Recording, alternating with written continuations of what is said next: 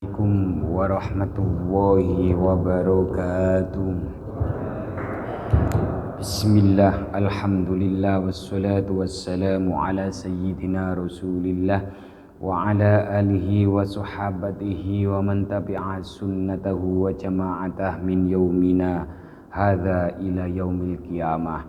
Amma ba'da hadratal muhtarumin masaihil kuruma habaibanal afadil Zu'ama anal a'izza wabil khusus wabil muqaddimah pengurus takmir Masjid Al-Iqbal, Perum Bangun Tapan Permai, remaja masjid, bapak-bapak, ibu-ibu, baik yang sudah dapat snack, unjukan, daharan maupun yang belum dapat tapi sudah dapat sendean. Semua yang kami hormati dan yang kami cintai, alhamdulillah. Pertama-tama marilah kita mengucapkan rasa syukur kehadirat Allah Subhanahu wa taala di mana pada kesempatan malam ini kita bisa hadir dalam kajian rutin kitab fikih Rubu' Ubudiyah. Jadi yang namanya aja Rubu' Ubudiyah ya rubu' masalah ibadah. Sekali lagi ini pengajian banyak yang diliburkan. Terus kemarin Pak Muin kok pengajian terus, kok nggak ngeliburin, nggak diliburkan Pak? Iya, karena pengajian saya meskipun musim pilkada, ini pilkada nggih, pilkada di daerah kota, karena kajian saya itu di mana-mana anti rubu' siasa. Kalau nek waktu pemilu niku ada yang nawarin gini-gini, disuruh ngajak zamannya nggak mau. Kok mau? Ya lumayan, tapi itulah rubu' siasa. Nah, selama ini pengajian kenapa di masjid ada yang diliburkan? Itu ternyata sorotan dari jamaah. Karena di masjid ditempati untuk pengajian masalah politik. Jadi ya intinya lebih aman ya memang ngaji fikih. Nggak boleh politik itu masuk masjid. Jadi politik itu siasah, strategis. Itu dari bahasa Arab sasa, ya susu, siasan, tan. Ya susu jangan saru nggih. Sasa, ya susu, siasatan, siasat. Jadi kita enggak mengaji itu, tapi rubu' ubudiyah bukan rubu' siasa. Ngoten nggih.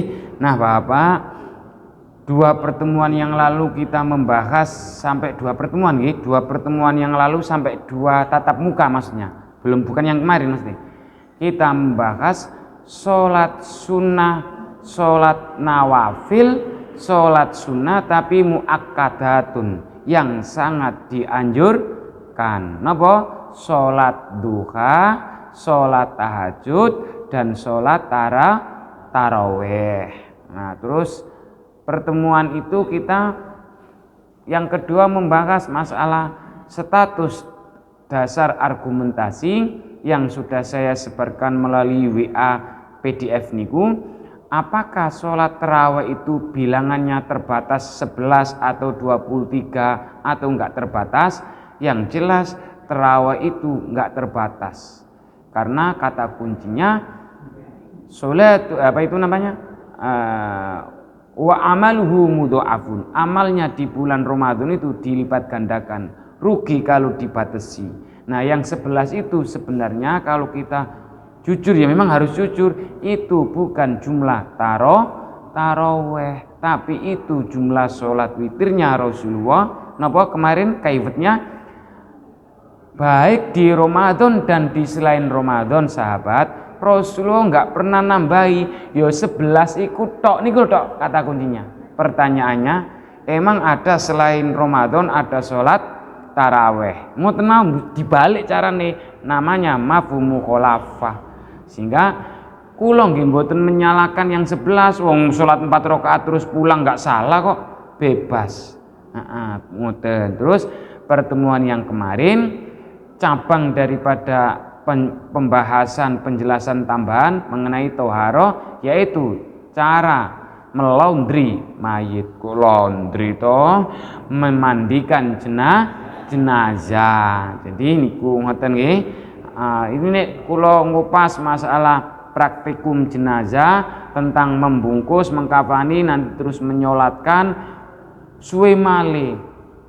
Apalagi menyolatkan jenazah itu dicicil secara kredit, ngoten nggih, datang salat, datang salat.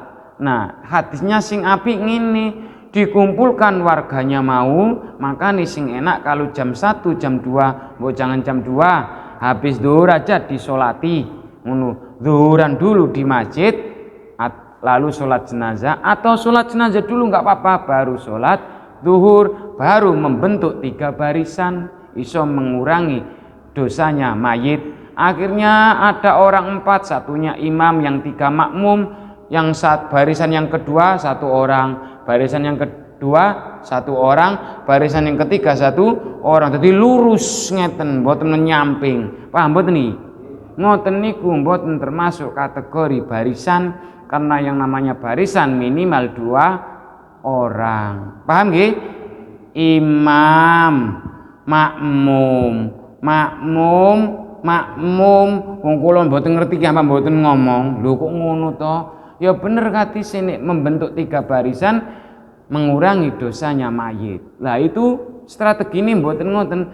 Sekali-kali disolati di masjid. Masjid ini jarang ditempati sholat jenazah.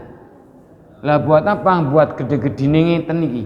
Nih mbok didamel ngoten, diumumkan akan dirin, akan dirot, karena ini sudah meninggal. Wong biasanya kalau meninggal itu enggak hidup lagi, nanti kita sholatkan habis zuhur di bawah. Apalagi orangnya itu ahli ibadah, terus ning ngarep terus ngoten. Terus kula mboten nyebut sing sendean, pokoke ning ngarep terus nek jamaah ngono. Nggih. Iku sakniki pertanyaan dari yang cabang dari pertanyaan kemarin, ada sholat sunnah rawatib. Napa? Rawatib niku yang mengiringi sholat fardu. Niki ada yang ada yang pesen bahwa jangan cepet-cepet. Nggih, kula niku nek menyampaikan cepet ingat kuliah. Niku kesalahan kula. Dadi wong kula tingali niku mirsani jenengan kados si umur 20-an sedaya lho. Dadi koyo mahasiswa ngoten nggih, kebiasaan. Nggih, niki pelan-pelan niki nggih. Salat sunah rawatib. Lho kok ya tambah pelan ngeten nggih. Nggih ngoten niku. Salat yang mengiringi salat sunnah, yang mengiringi salat fardu. Sehingga disebut qobliyah dan pinter. Qobliyah itu sebelum sholat fardu, dan ba'diyah setelah sholat fardu. Sing terkenal niku mesti enggak ada ba'diyah subuh dan enggak ada ba'diyah asar. Tidak adanya ba'diyah subuh dan ba'diyah asar itu besok kesini ada 5 waktu yang dilarang untuk sholat. Salah satunya detik-detik matahari mau tenggelam dan detik-detik matahari mau terbit. Nah terus kemarin ada yang tanya, ada enggak dalil sholat sunnah qobliyah maghrib? Ya ada, tapi enggak dianjurkan, soalnya totalnya itu yang mengiringi ilfaroidi, yang mengikuti, mengiringi, menempeli, terus normalin fardu. Nggih, berarti qobliyah dan ba'diyah ini ku enten sab'ata asara. Sab'ata iku ana 7 asara 10. 10 tambah 7 jadinya pinten? 17. Nggih kan riyen kula sampaikan ngoten nggih, rakaatan. Ada 17 rakaat. Yang pernah saya mendapatkan SMS beredar itu di pamfletnya yang dikirim ke WA itu ya ada tanda tangannya ustadznya juga. Ada memang 12, enggak sampai 17. Ada yang cuma 10. Monggo wong itu sunnah. Ngono nggih. Tapi sekali lagi pentingnya sholat sunnah qobliyah dan ba'diyah niki setelah kula belajar kitab Al-Khusu'u fis Shalah karangan Al-Qahtani, termasuk juga dengan Ihya Ulumuddinnya Imam Al-Ghazali. Sholat sunnah niku sebagai napa? Kemarin sudah saya sampaikan, penambal sholat fardu yang bolong, maksudnya yang boten khusyuk, boten kok dur nggak sholat asar nggak niku, makanya jenengan nggak usah ikut praktek sholat khusyuk. Tidak khusyuk kulolan panjenengan pas sholat fardu niku sudah ditambal sholat sunnah rawatib. Nah, sholat sunnah rawatib niku ibaratnya kain benang atau jarumnya untuk jahit sarung sing robek. Ngono. Jadi nggak mungkin benang mau jahit berupa sarung. Kalau pengen ngerti, gawe nopo Bu? Kok tumbas benang 2 kilo terus gawe sarung. Enten sing kersa mboten ndamel sarung, nggak bisa. Makanya tetap wajib fardunya, dan di samping fardu itu ada namanya rawatib qobliyah. Apa 17 itu? Rokaatal fajri, 2 rakaat fajar. Niki pun perbedaan pendapat sudah lama. 2 rakaat fajar niki sholat qobliyah subuh, apa 2 rakaat sholat fajar itu antara infak. Yo, kita kan selama ini ngerti nih imsak nih Ramadan mawon gitu. Nah, 10 menit menjelang adzan itulah yang dikategorikan fajar dulu. Apakah fajar itu yang qobliyah subuh atau fajar itu yo subuhnya itu? Nih angel-angel dikerjakan semua. Nggih. Jadi sholat fajar nggih, sholat qobliyah subuh nggih. Ngoten ya sholat subuh nggih. Ini dihitung berarti 4 dong. Sholat qobliyah dan sholat fajar. Tapi yang diutamakan itu adalah sholat sunnah fajar qobliyah sebelum maksudnya subuh. Dalile pundi? Rawahul Bukhari hadis nomor 1116. Jadi separuhnya fikih, ngomentari pendapat, separuhnya hadis. Wa Muslim lan diriwayatkan dari Imam Muslim hadis nomor 724 an Aisyah, dipun ceritakake dari sanad awal Aisyah. Sanad awal itu orang yang bertemu bertatap muka langsung dengan Rasulullah, wong ini istrinya, jadi sohe radhiya muga-muga paring ridho, semoga memberikan ridho Allahu sapa Allah semoga Gusti Allah memberikan ridho anha kepada Aisyah. Qalat, berkatalah Aisyah, lam yakunin nabiyyu sallallahu alaihi wasallam, bahwa tidaklah baginda Rasulullah Muhammad sallallahu alaihi wasallam ala sayin terhadap sesuatu itu apa minan nawafili, dari sesuatu itu berupa sholat sunnah, asadda ta'ahuda. Asadda itu nemen, ta'ahuda itu yang sangat diperhatikan. Kalau di sini disarahi artinya nopo? Asadda ta'ahuda itu aksaru muhafadhatun, sangat banyak dijaganya. Rasulullah sangat memperhatikan sholat sunnah yang tidak pernah ditinggalkan. Nopo niku?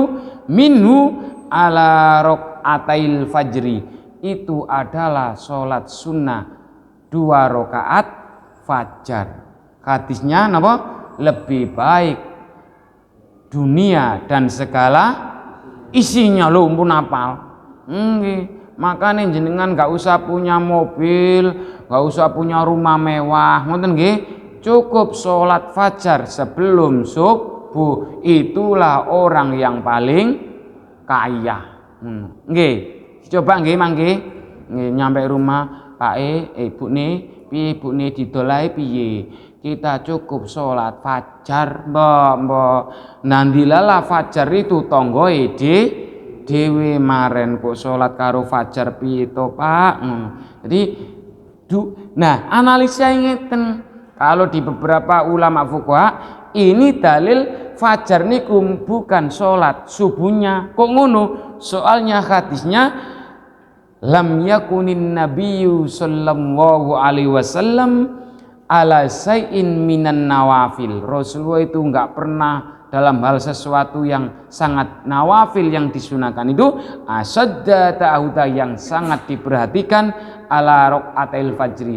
Maksudnya Rasulullah sangat memperhatikan sesuatu perkara yang sunnah, yaitu sholat sunnah 2 rakaat fajar, 2 rakaat sholat fajar wau. Sehingga lah di hadis yang lain subuh itu juga bermakna sholat fajar, Pak. Makanya ulama berbeda pendapat dan pendapatan. Lah nek ngono berarti harus disatukan al-jam'u wat taufik.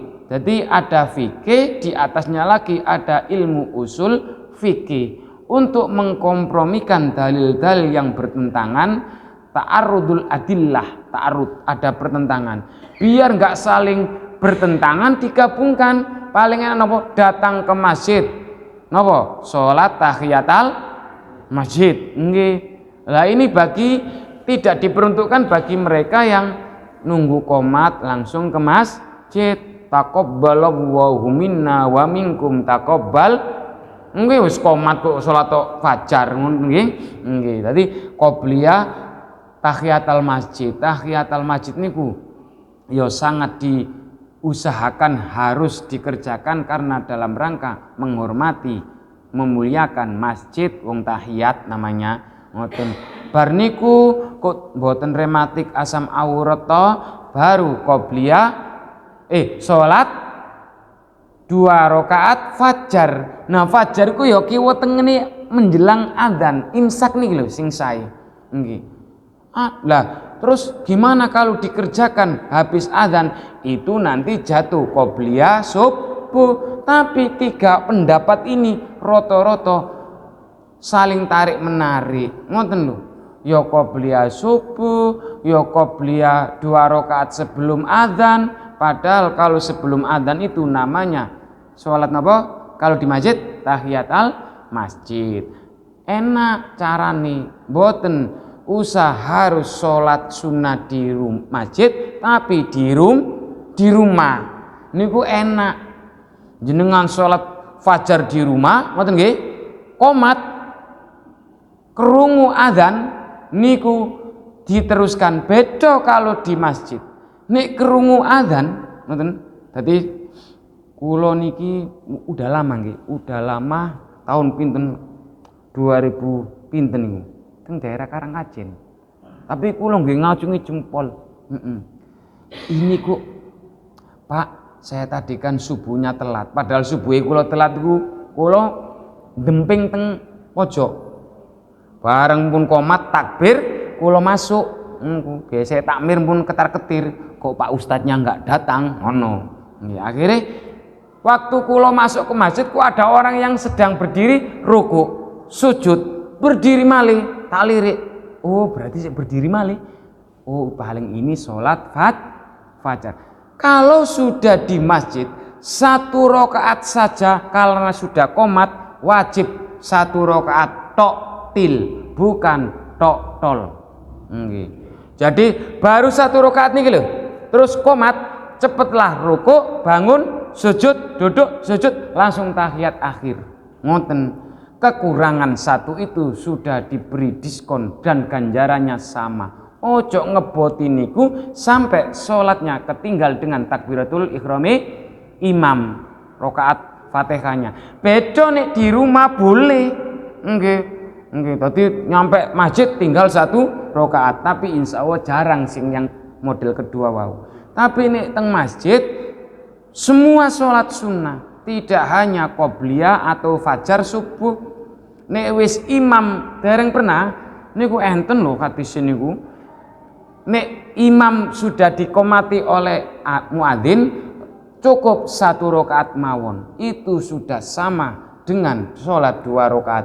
Menangi takbiratul ikhrami imam namanya makmum muwafiq. Napa? Lebih baik daripada makmum masbuq. Napa? Masbuq, ketinggal takbiratul ihram Fatihahnya imam. Apa maneh imam wis ruku eman-eman. Ngoten nggih?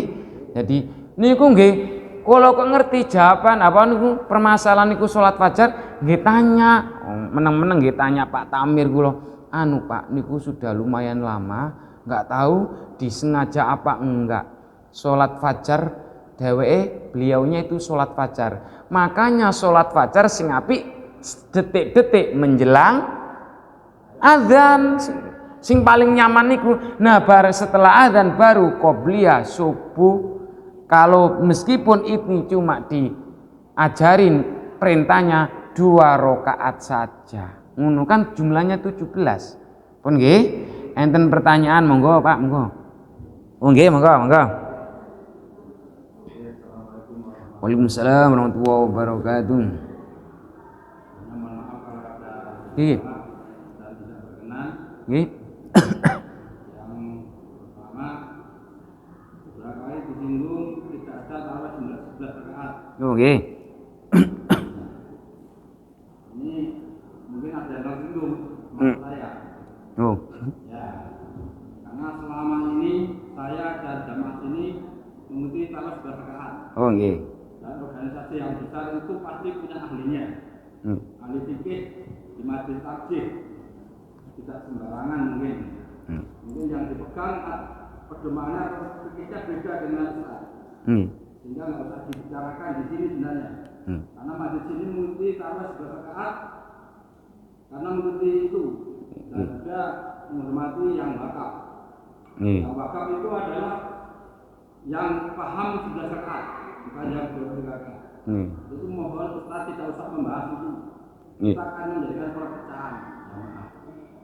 Jadi jamaah sini sudah nyaman dengan 11 rakaat. Kecuali yang tidak nyaman ya silakan. Wakaf sendiri. Yang wakaf sudah mulai paham dengan 11 rakaat. Jadi mohon tidak usah dibahas di fikih ini. Kemudian kalau yang paham 2 rakaat, 3 rakaat silakan. Ya, di sini sudah sejak awal berdirinya. Masuk berdiri. Jadi berdiri supaya dihargai. Jangan gerak, jangan lupa dengan sekali-kali dengan sejarah. Sejarah itu harus diikuti. Jadi ada Pak Dirjo, ada Pak Muslim, ada Pak Mardonet yang wakaf dan yang lain supaya dihargai. Jangan sampai meninggalkan sejarah, jangan sampai meninggalkan para wakil. Itu akan menyakitkan. Akan menyakitkan lagi. Akan menyakitkan. Jangan sampai menyakitkan yang wakaf. Kemudian ada Pak Mardonet atau Pak Mardonet, dan mohon nanti bisa nyambung. Kalau Pak Bapak tidak ada. Jadi saya hanya mengingatkan saja Ustaz. Jadi jangan sampai memecah belah jamaah. Dulu masjid ini mau dikelola Muhammadiyah awalnya, tapi Pak Muslim tidak boleh atau pendiri nggak boleh ke Ustaz karena jamaahnya campuran sehingga biar nyaman ya udah semuanya. Untuk itu mohon jangan sampai memecah belah jamaah karena jamaah itu sudah nyaman dengan sholat 11 rakaat. Itu. Yang kemudian yang berikutnya tentang imsak. Imsak itu ternyata nggak tahu nggak benar yang mana. Kalau Ustaz Adi Dayat bahwa imsak itu sudah subuh. Karena sudah salah kaprah imsak selalu 10 menit sebelum subuh. Karena sudah lanjut salah kaprah menurut Adi Dayat. Tapi yang benar siapa yang benar yang mana saya nggak tahu. Imsak itu secara umum 10 menit sebelum subuh. Di daerah sini pun setiap sebelum subuh ada yang mendapat imsak. Di Kalangan selalu sebelum 10 menit sebelum subuh ada pemandangan imsak.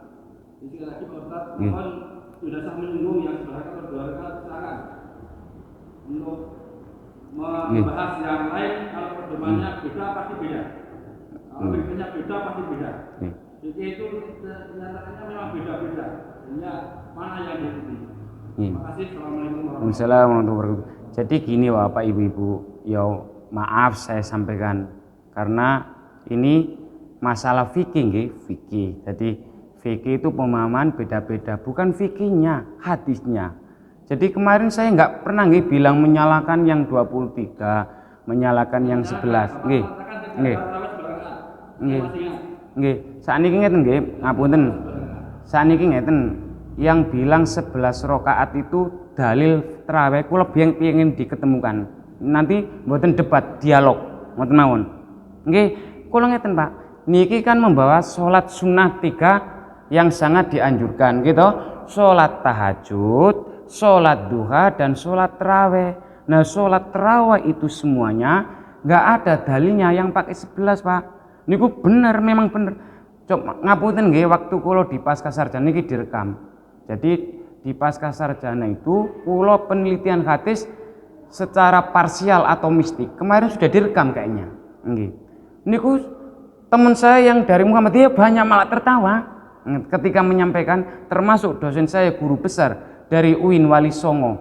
Wali Songo nggih. Saniki pun pensiun, bilingnya pun guru besar. Saya menyampaikan contoh-contoh hadis yang dipahami secara parsial.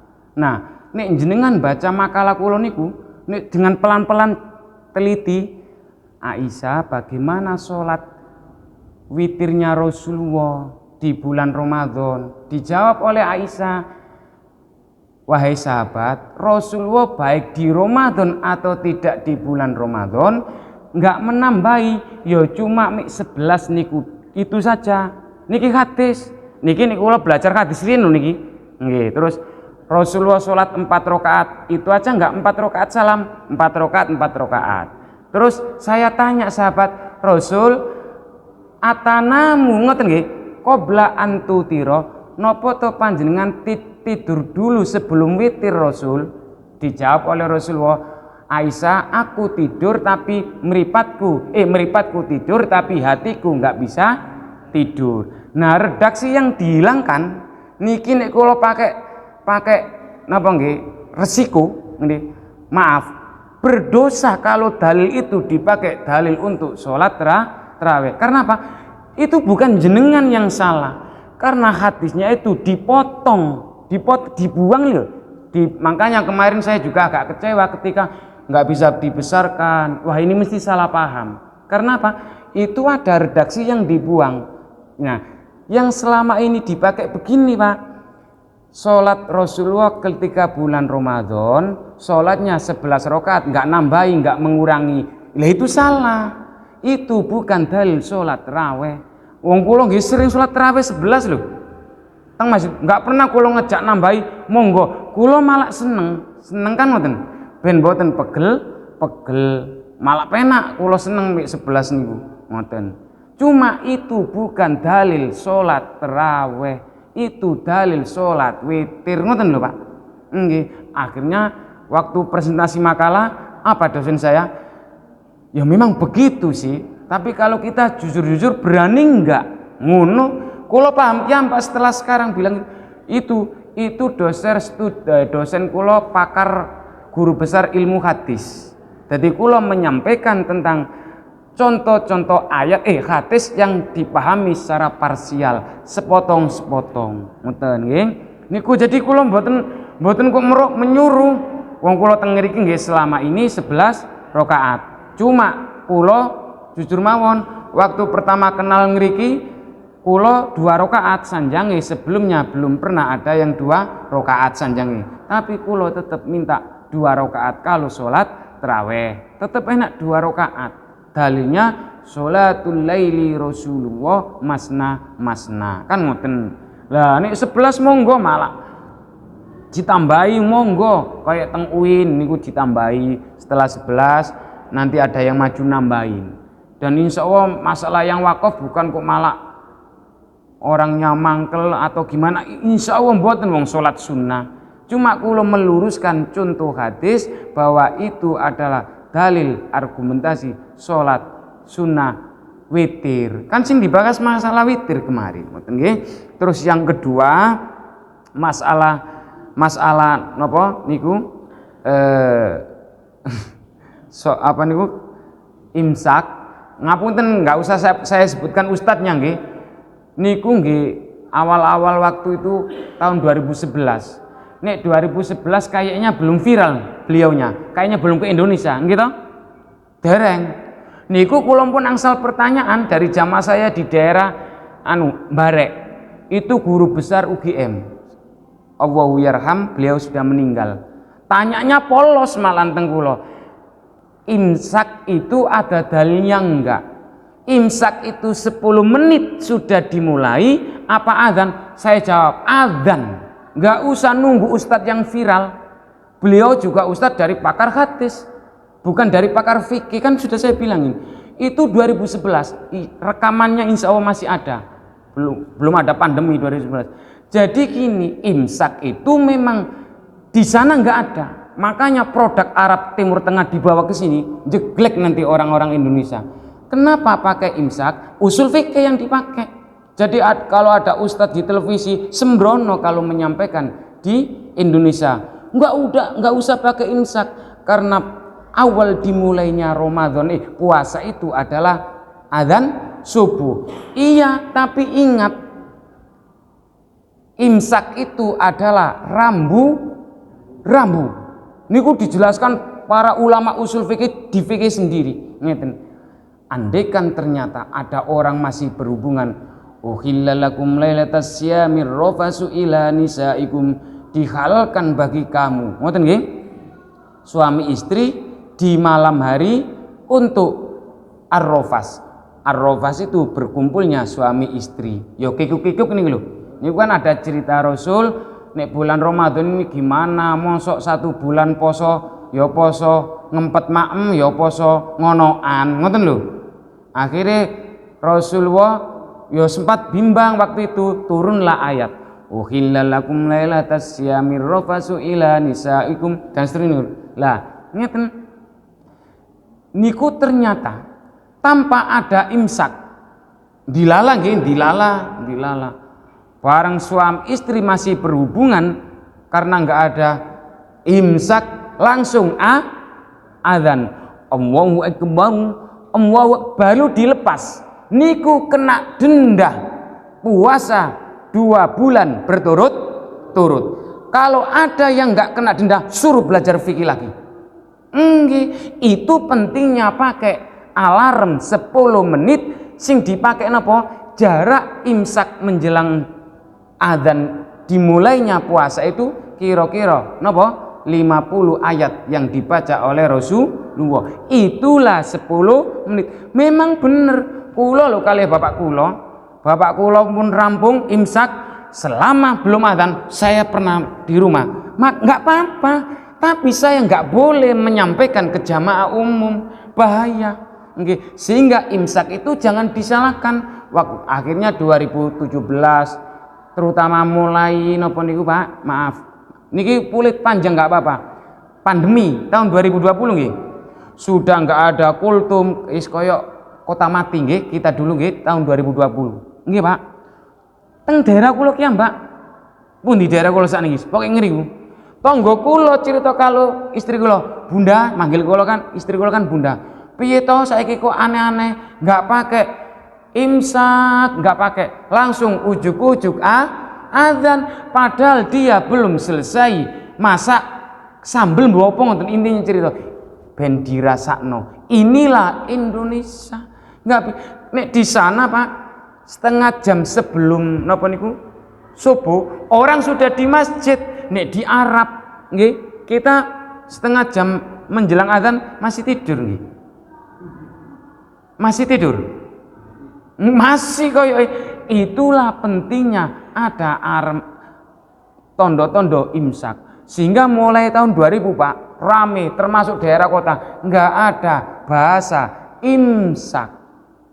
Ujuk-ujuk adzan subuh. Jadi jenengan juga tak kasih nengah-nengah, jangan menyalahkan yang pakai imsak. Kan baru kemarin yang bilang nggak perlu imsak karena dia ceroboh. Karena imsak itu adalah rambu-rambu lampu kuning, siap-siap mau jalan. Ibarat lampu siap-siap berhenti, tapi rata-rata kuning, siap-siap mau jalan. Jadi memang hadisnya kula nggih apal hadisnya, Rasulullah itu waktu adzan baru selesai mencuci piring Aisyah niku. Memang bener, tapi tetap 10 menit. 10 menit nggih imsak niku. Itulah nek daerah ngriki pakai imsak mboten? Mboten pakai? Nggih. Nggih lah, niku monggo Mboten pakai mboten apa. Tapi kalau kita jujur flashback ke belakang, saya ke Jogja niku tahun 99. Itu masih ada nggih imsak, masih ada. Memang baru-baru ini loh, karena ditopang oleh media elektronik, Android, modal video potongan. Nggih memang. Tapi memang bukan dimulai imsak itu dimulai awal puasa, nggak boleh makan, nggak minum. Memang puasa itu dimulai adzan subuh, adzan. Nggih, memang bener niku sepakat. Pemahaman kula sejak kecil ya ngono, tapi kita Indonesia ojo sembrono menyampaikan di alam Indonesia. Nanti yang ketiga nggih termasuk ini bisa-bisa nanti ada perbedaan terus. Wong ini fikih. Belum lagi yang masalah mau kena pedotan, gitu. Siap mboten jenengan nek saya kritik masalah mengkena pedotan mangki. Mengkena pedotan. Nek di Arab ada, nek di Arab sana ada mengkena pedotan, tapi kan rata-rata pakai busana. Tapi nek di Indonesia, iya nek masjid, kula husnudzon mesti pakai busana panjang. Tapi kula juga punya istri, wong wedok wajar, nek sumuk lengan pendek. Niki nek salatnya takbirnya semangat, Allahu Akbar, batal. Yang enggak batal suruh ngaji fikih lagi. Lah, itu pernah saya sampaikan apa alasannya? Di Mekah sana juga katanya mau kena pedotan ada. Itu baru. Jenengan pernah gadis mboten, Bu? Gadisnya jenengan enten mboten mau kena pedotan? Enggak ada. Enggak ada. Mau kena pedotan itu paling ya sekitar tahun 2000-an. 2001 itu. Dulunya enggak ada. Makanya ada centelannya biar enggak melorot. Lah nek jenengan pakai mekena langsungan, maaf kula mboten ngajari saru, pakai bea tok niku lho sah, dalemannya maksudnya. Selama pakai mekena terusan, soalnya enggak bakal melorot. Nah, andaikan kula takbir ngeten, Allahu Akbar, ngoten nggih, niku sampai dipraktekkan suwe malih mangke. Dereng bape padahal niki. Niki kan mekena pedotan. Ngeten ta? Nah, nek jenengan takbire Allahu Akbar, tapi ibu-ibu pakai lengan niku batal. Kalau laki-laki jenengan pernah sholat di atas galar? Sholat di atas galar? Galar niku yang terbuat dari bambu yang di nggih niku nek enggak pakai sajadah batal. Termasuk laki-laki niku batal karena dilihat dari bawah nerawang. Meskipun enggak ada orang yang melihat. Jadi makanya selama ini bukan fikihnya yang salah, karena fikih itu diambil dari tekstualitas hadis terus diterjemahkan liar, beda ngoten lho ceritani, sehingga fikihnya seolah-olah beda pendapat. Mboten, kan kemarin sudah saya sampaikan lebih dulu ulama fuqaha daripada ulama hadis. Ulama hadis yang pertama sinten? Bukhari, niku muridnya Hambali, Hambali muridnya Imam Syafi'i, Syafi'i muridnya Maliki muridnya Hanafi, Hanafi muridnya sahabat Rasulullah Anas bin Malik. Jadi jaraknya Hanafi dengan Rasulullah cuma 150 tahun. Tapi ulama hadis nggih 250 tahun.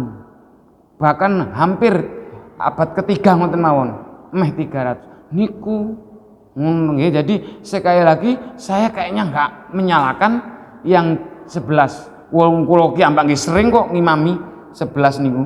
Enggak mau ngerubah menjadi 23. Soalnya wong sunnah yang penting sekuatnya semampunya. Cuma jujur mawon niku dalilnya sebenarnya milik dalil salat witir. Aslinya ngoten. Jenengan buka teng mriki lah dimasukkan bab salat witir. Teng Sahih Bukhari nggih ngoten nggih. Ah niki pun Isa. Nah niki salat sunah malih yang kedua, salat qobliyah zuhur dan ba'diyah zuhur. Binjang qobliyah zuhurnya 4, arbaun qobliyah zuhri.